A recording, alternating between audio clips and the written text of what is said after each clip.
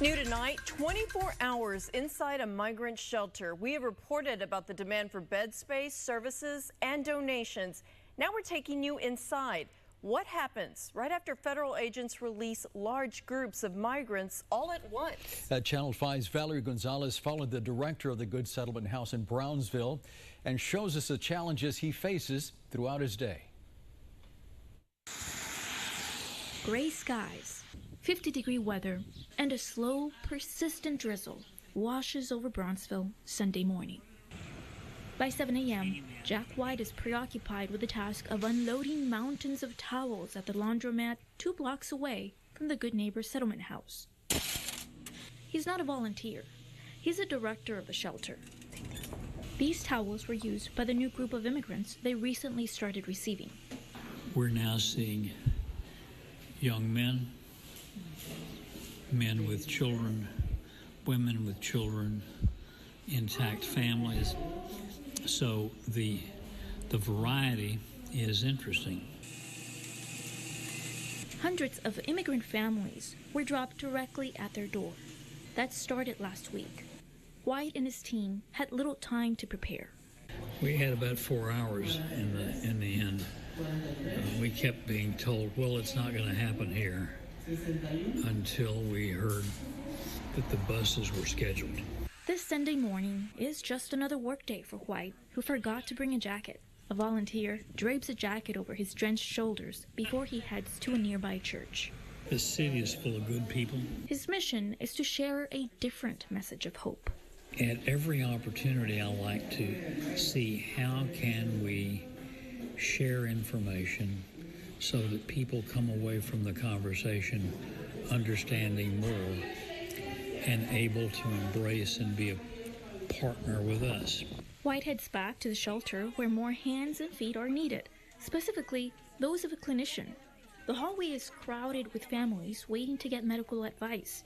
White is there to greet the nurse. These days, White's job description could be summarized better as a troubleshooter.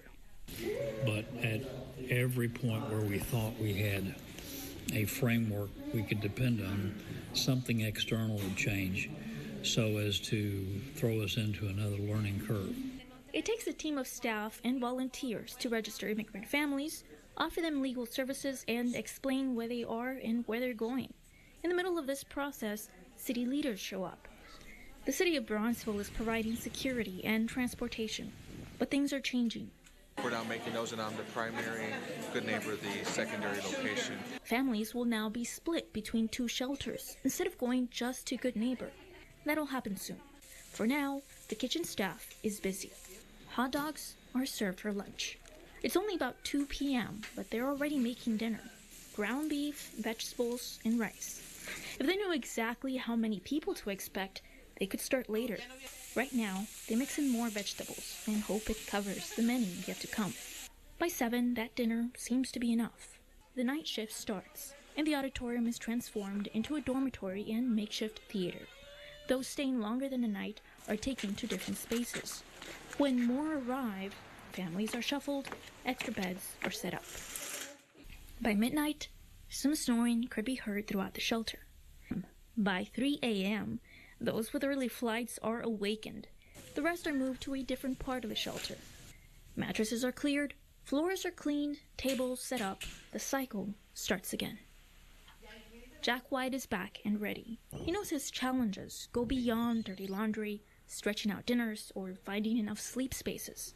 Many are not happy these families are getting help. If you haven't seen how much they need a shower and new shoes for their feet, if you haven't seen the smiles on their face when they're helped, the spark in their eyes when you connect eye to eye, you don't know. And I haven't reached out enough.